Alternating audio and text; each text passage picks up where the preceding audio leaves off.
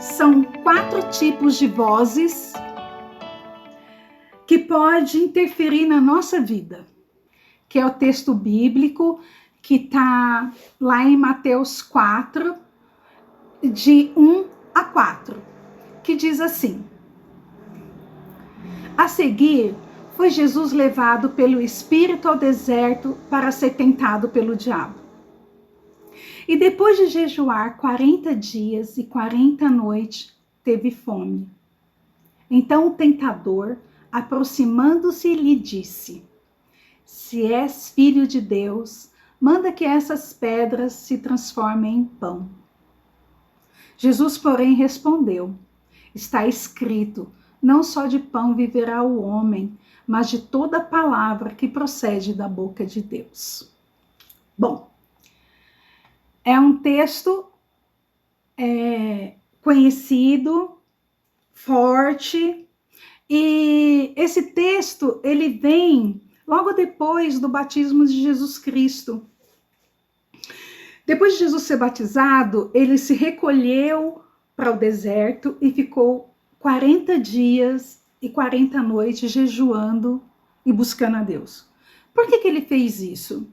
Porque antes de começar o seu, vamos dizer, ministério, né, que durou 3 anos, ele se preparou esses 40 dias no deserto.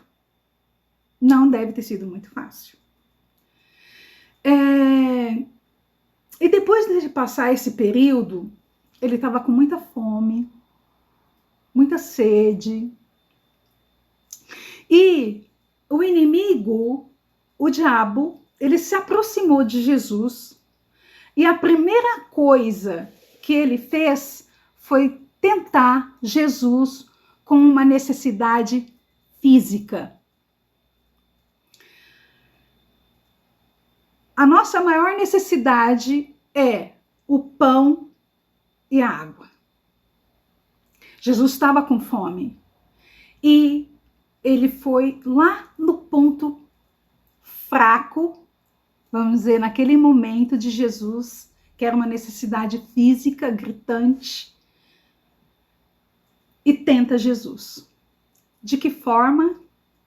Ele usa a própria palavra de Deus. Gente, para a gente for meditar nisso, a gente fica pensando, né?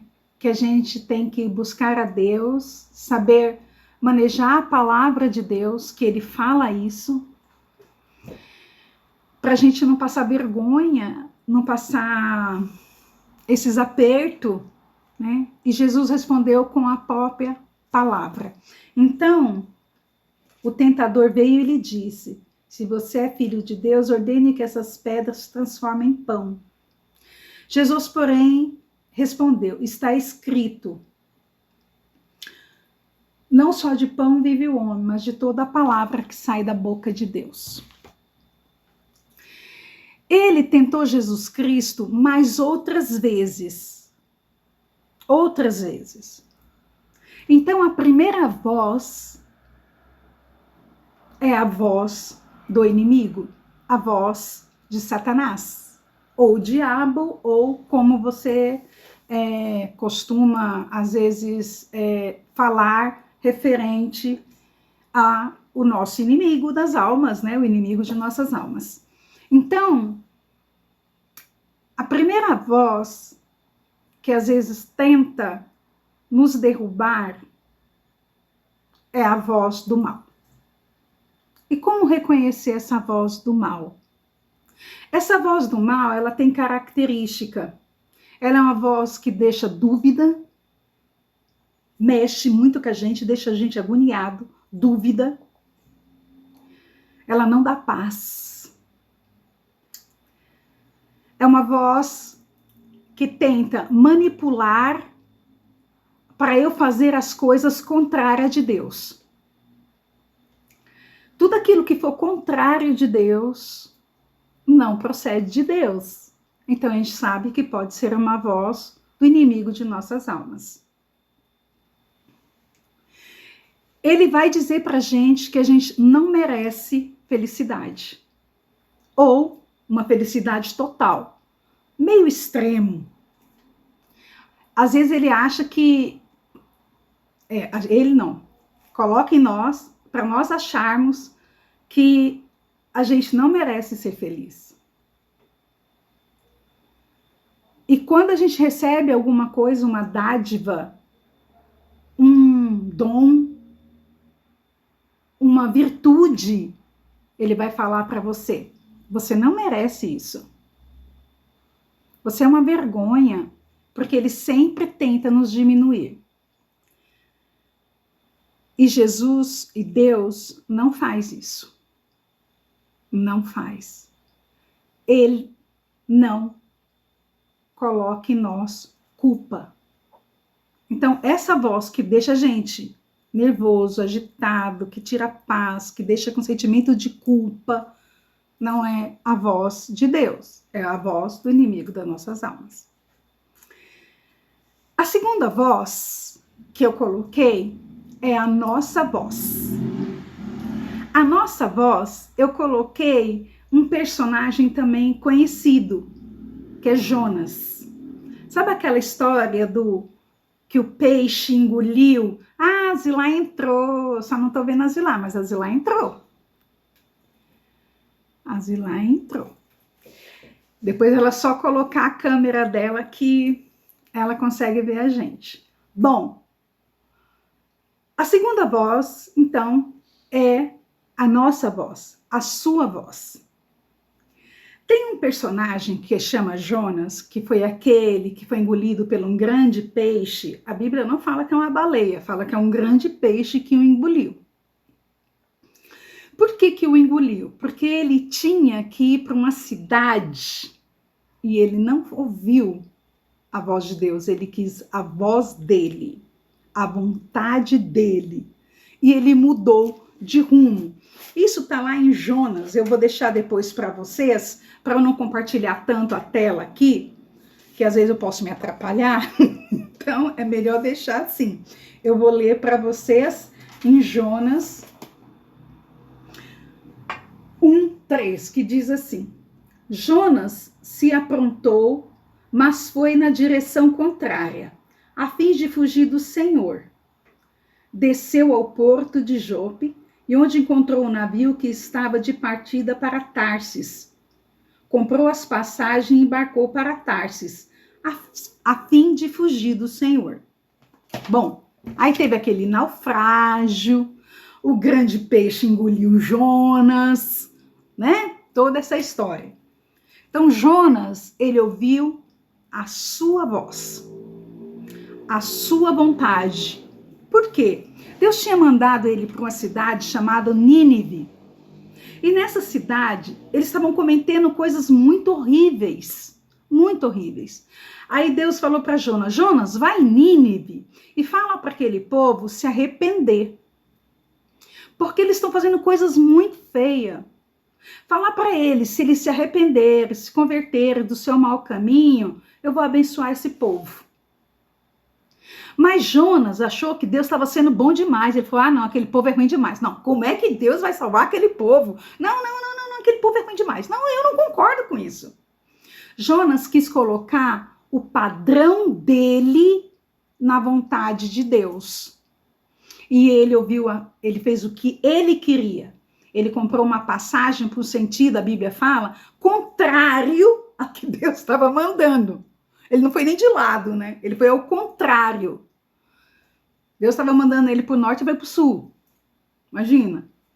Então, ele estava querendo colocar o padrão dele de justiça acima dos de Deus. Porque ele falou: não, aquele povo é ruim demais. Não vou lá para salvar, não. Eu quero que eles morram mesmo. Eu quero que seja tudo fulminado.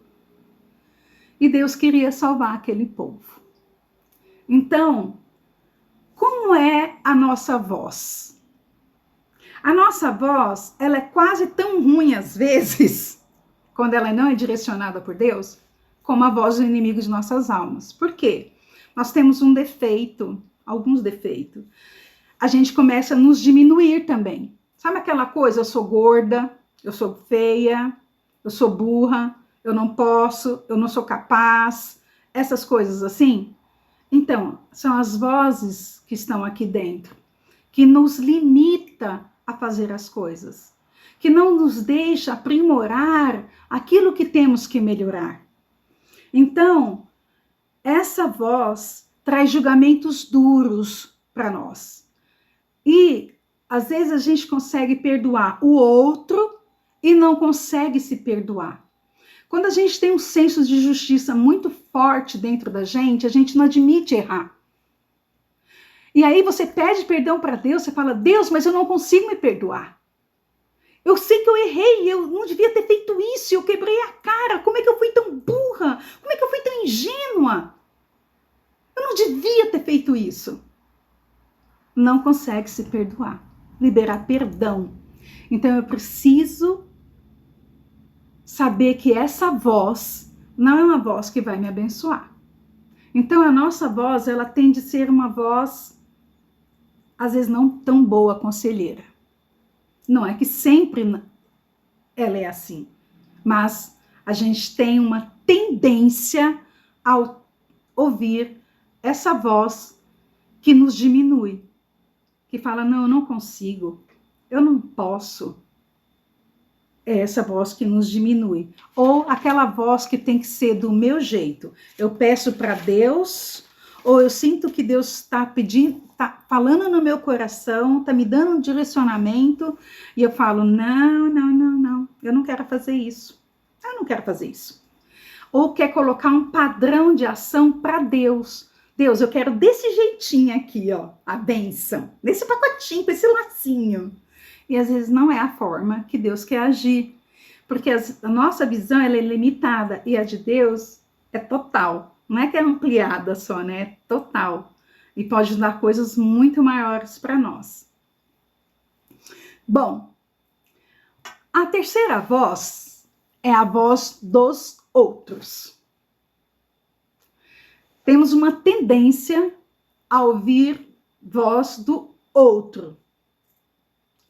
Essas vozes a gente também encontra na Bíblia.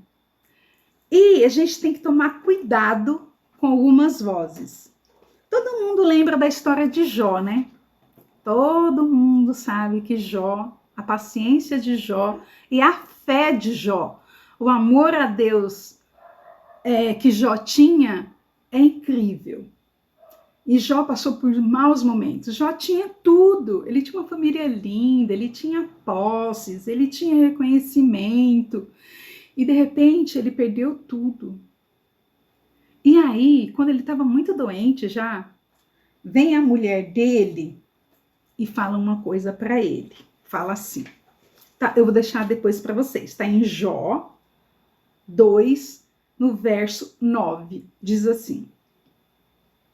Sua esposa lhe disse, você ainda tenta manter sua integridade? Amaldiçoa a Deus e morra. Bom, Jó respondeu, você fala como uma mulher insensata. Aceitaremos a mão de Deus apenas com as coisas boas e nunca o mal? Em tudo isso, Jó não pecou com seus lábios. Então a gente viu aqui que a esposa de Jó, vendo ele naquele sofrimento, naquela agonia, doença, dor, falou assim para ele, tu ainda tem dignidade? Tu não tem mais dignidade. Por que tu não amaldiçoa esse Deus e morre? Ele responde, você fala como uma louca, como uma insensata. Tudo que ele estava sentindo ali, ele sabia que Deus tinha o controle. Eu não sei o que você está passando, mas Deus tem o controle. Eu não sei o que é. Assim como Deus tem o controle da minha vida. Quando Jesus, logo que a gente ouviu, Jesus ele estava num deserto. Passar pelo deserto não é fácil. Ele estava buscando a Deus no deserto. Às vezes a gente está no deserto e a gente tem que buscar Deus. E aí, Jó não ouviu a voz da esposa. Naquele momento ele não ouviu, porque ele viu que aquela palavra não vinha de acordo com a palavra de Deus. Não encaixava. Então, o conselho que quando a gente recebe de uma pessoa, ele tem que nos abençoar e nos aproximar de Deus. Esse é o conselho bom. Essa é a orientação que um amigo, de um irmão, pessoa que nos abençoa. Todo conselho que nos distancia de Deus não procede de Deus. O conselho que você tem, que a pessoa vai te dar, é aquele conselho que vai te abençoar. Filtra isso. É o conselho que te aproxima de Deus. Lembra do estudo passado? Às vezes a gente tem que se afastar das pessoas que não nos abençoam. Lembra para um milagre acontecer? Aquelas pessoas estavam perto de Jesus, mas não tinham propósitos com Jesus. Só estavam perto. E Jesus tirou do meio daquela multidão. Porque não tinham propósito com Deus. Apenas estavam perto de Deus. Mas não tinham vínculo. Seus corações não estavam com Ele. Então, tem pessoas que fazem isso com a gente. A gente convive com elas, mas elas não nos aproximam de Deus. Temos que tomar cuidado. Porque às vezes a minha fé não consegue ser suficiente para trazer essa pessoa para perto de Deus, e ela às vezes consegue nos distanciar de Deus. Então, o bom conselho é aquele que nos aproxima de Deus. Tá certo? Então, a voz dos outros, toma cuidado, porque às vezes ela vem carregada de críticas, muitos palpites, manipulações. Querem, às vezes, resolver os nossos problemas, nos ajudar a resolver as questões. Só que eu primeiro tenho que colocar todas as questões diante de Deus, porque Ele conhece 100% da minha necessidade, 100% do meu eu. Às vezes a pessoa não conhece. Então, toma cuidado quando você falar dos seus problemas para algumas pessoas que não têm tanta ligação com Deus, que vai te abençoar. Então, às vezes, a gente tem que calar. E hoje eu postei um story que diz assim, que o tamanho do meu problema é a mesma distância entre meu joelho e o chão. Então, quando a gente ora, né? Então, as coisas podem mudar. Então, tome cuidado. Deus conhece a gente 100%, conhece 100% da minha necessidade. E não tenha tanto medo da rejeição. Todos nós temos medo da rejeição. Por quê? Porque quando a gente se posiciona para o certo, sendo correto, às vezes a gente pode não agradar as pessoas que estão perto da gente. Exemplo. Eu gosto muito aqui do síndico. Muito, muito mesmo. Ele é um senhor de 75 anos, ele é viúvo, não tem parentes aqui, e ele é muito legal. Muito inteligente, muito instruído. E ele vai para o Rio de Janeiro e às vezes para Belo Horizonte. Tem outra moradora que ele gosta. E ele às vezes pede para mim, não diga que eu fui para tal lugar, diga que eu fui para outro lugar. Olha que eu gosto dele. Aí eu falo, não me peça isso. Não me peça para eu mentir. Eu não vou mentir. Ah, mas é só um negocinho assim, mas eu não vou. Eu não vou mentir. A mentira não nos aproxima de Deus. E não existe mentirinha mentirona. É mentira. Então, por mais que eu goste dele, eu falo a verdade. Eu falo, olha, se me perguntar, eu vou falar a verdade. E eu sei que causa problemas para ele essa verdade. Mas eu não posso resolver com a mentira. Eu não. Ele tem que arrumar outra estratégia. Ou não me conta nada. Então, um dia ele acabou mentindo para essa pessoa e teve que colocar outra mentira em cima para sustentar aquela. Ele mandou uma foto e a pessoa viu que não era a foto daquele lugar que ele estava falando. Ele teve que mentir para cobrir aquela. É mais ou menos como o provérbio fala, que um abismo chama outro abismo. Então toma cuidado com a voz do outro. E a quarta e última voz é a voz de Deus. Eu vou estar lendo o Salmo 119. Salmo 119, que é bem conhecido, aquele salmo grande. Salmo 119, verso 10, 11, diz assim: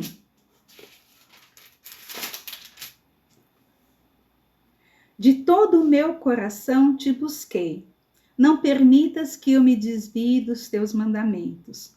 Guardei tua palavra no meu coração para não pecar contra ti. E em Hebreus, depois já está tudo marcado aqui, tá? Hebreus, lá 4:12, diz assim: pois a palavra de Deus é viva, é poderosa, é mais cortante que qualquer espada de 2 gumes, penetrando entre alma e espírito, entre a junta e a medula, trazendo à luz até os pensamentos e desejos mais íntimos. A voz de Deus está na sua palavra. Quer ouvir Deus falando? Leia a sua palavra. Ela é viva, ela é eficaz. Ela é mais cortante que uma espada de 2 gumes. Aquela espada que corta dos 2 lados. Ela é tão precisa que ela separa a alma do espírito, a junta da medula. Ela é muito precisa. E ela fala que ela conhece o íntimo do seu coração. Gente, quando fala dessa precisão, eu imagino um bisturi muito afiado, sabe? Tão afiado que ainda não dá para separar os nossos neurônios da medula. Tanto é que quando a gente tem uma lesão na medula, que rompe o fecho, todo aquele monte de fio, que são os neurônios, não consegue emendar um no outro. Não consegue. Nenhum cirurgião consegue fazer isso. Nem com microscópio. Nem com a robótica dá para unir. E quando lesiona as lesões da medula, não tem como encaixar um fiozinho no outro. Ele compara a precisão da palavra de Deus, a minha necessidade, a tua necessidade, que pode separar a junta da medula, sem lesionar. A alma do espírito, gente, é um fôlego, é uma respiração. É quando separa a nossa alma do nosso espírito. Mas ele vai lá, a palavra de Deus atinge esse lugar. Você sabe que quando a gente está na beira da morte, os pacientes, outras pessoas, a última coisa que perde é a audição. A última coisa que perde. Porque a fé vem pelo ouvir, e o ouvir é a palavra de Deus. Então, mesmo naquele último momento de vida, a gente fala da palavra de Deus e pode converter um coração e mudar a história dele, o destino dele. É essa palavra que vai lá naquele momento, na divisão da alma e do espírito. Ela é viva, ela é poderosa, é mais cortante que uma espada de 2 gumes, penetrando entre a alma e o espírito, entre a junta e a medula, e trazendo à luz até os pensamentos e desejos mais íntimos. Ela faz isso com a gente. Quer ouvir a voz de Deus? Leia a sua palavra, medite nela. Ela vai resolver o seu problema, o meu problema, a minha dificuldade, a minha limitação. Porque ela renova, ela abençoa, ela valoriza, ela motiva, ela tira dúvidas, ela dá paz, ela não acusa, ela perdoa. E tudo isso eu estou falando com um propósito, onde está escrito problema, tempo e solução. Então, tudo isso eu quero chegar aqui. Isso aqui foi uma lição que eu aprendi para mim um dia e eu espero que esteja para vocês. Todos nós temos questões, problemas, ok? Todos nós temos problema. Todos nós queremos resolver os nossos problemas. E no meio dele existe uma linha, uma seta chamada tempo. Às vezes eu não tenho controle do problema, nem às vezes da solução. A única coisa que eu tenho é o controle, é o tempo. O tempo você tem. Aí eu vou te perguntar, quanto tempo você quer para resolver o seu problema? Essa linha, essa seta, ela pode ser menor, bem menor. Eu posso trazer ela para cá. Eu posso pegar esse daqui e subir. Vou subir. Tempo. Aí eu vou colocar ele para baixo aqui. Vou colocar ele para cima então. Então eu vou colocar esse tempo